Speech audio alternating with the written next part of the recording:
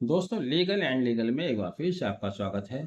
दिल्ली उच्च न्यायालय ने अपने एक महत्वपूर्ण आदेश में कहा है कि वकील द्वारा वकील को दिए गए निर्देशों की सत्यता सत्यापित करने की जिम्मेदारी वकील की नहीं है। जी हाँ, यानी कि यदि कोई वकील अपने अधिवक्ता को कोई निर्देश देता है और अधिवक्ता उसके द्वारा दिए गए निर्देशों के आधार पर किसी व्यक्ति को नोटिस भेजता है या उसके विरुद्ध कोई कानूनी कार्रवाई करता है और बाद में ऐसा पाया जाता है कि अधिवक्ता को उसके वकील ने जो निर्देश दिए थे उनमें सत्यता नहीं थी, तो ऐसी स्थिति में असत्य तथ्य के आधार पर कानूनी कार्रवाई करने के लिए वकील जिम्मेदार नहीं होगा। दिल्ली हाई कोर्ट के समक्ष लेटेस्ट पेटेंट पेटिशन दायर की गई थी। यह पेटिशन चांद मेहरा बनाम यूनियन ऑफ इंडिया के नाम से दायर की गई थी, जिसमें याचिकाकर्ता का कहना था कि दिल्ली के 3 प्रैक्टिशनर लॉयर ने उनके साथ कदाचार किया है। यानी कि उनका आरोप था कि उन्होंने उसके विरुद्ध गलत तथ्यों के आधार पर कार्रवाई शुरू की है। पहले बता दें, यह याचिकाकर्ता पहले उन्होंने दिल्ली बार काउंसिल में शिकायत की।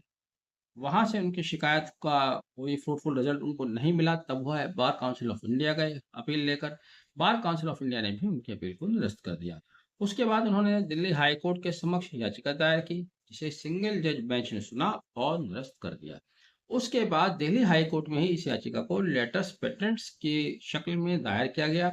अब यहाँ पर जो लॉ के सीखने के उत्सुक हैं, स्कॉलर्स हैं, सभी हैं हालांकि, उनके लिए लेटर पेटेंट्स अगर पहले नहीं सुना है तो एक नया लफ्ज है, तो लेटेस्ट पेटेंट के बारे में आप जानिएगा, नहीं तो मेरा एक वीडियो है, आप उसे भी देख सकते हैं।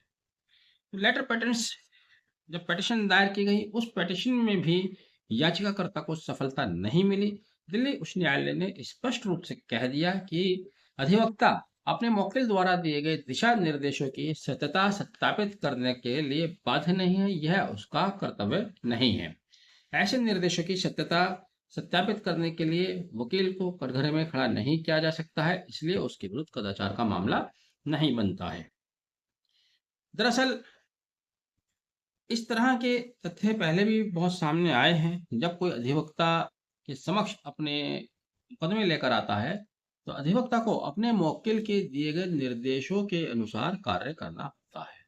यह मामला भी 138 एनआई एक्ट का था। जब आप किसी को नोटिस भेजते हैं तो नोटिस में लाइन स्पष्ट रूप से लिखते हैं कि अपने मुवक्किल से प्राप्त निर्देशों के मुताबिक मैं आपको फला फला नोटिस भेज रहा हूँ या फला कार्रवाई कर रहा हूँ। तो यहाँ पर भी ऐसा ही मामला था। दिल्ली उच्च न्यायालय का यह निर्णय इसलिए भी महत्वपूर्ण है, यदि इस निर्णय में याचिकाकर्ता को सफलता मिल जाती तब अधिवक्ताओं के लिए कार्य करना अत्यधिक दुर्भर हो जाता, क्योंकि अधिवक्ता बाउंड है अपने मुवक्किल से प्राप्त दिशा निर्देशों के अनुसार कानूनी लड़ाई लड़ने के लिए अपने मुवक्किल के लिए। लेकिन अगर उसमें कोई सत्यता नहीं पाई जाती है तो उसकी सत्यता स्थापित करने का कर्तव्य, उसकी सत्यता की जांच करने का कार्य न्यायालय का है, ना कि अधिवक्ता का। तो इसलिए ये निर्णय अधिवक्ताओं के हित में तो अच्छा है। आपने वीडियो आखिर तक देखा, मैं समझता हूँ पसंद आया है तो आगे भी शेयर कीजिएगा। Thank you. Have a nice day.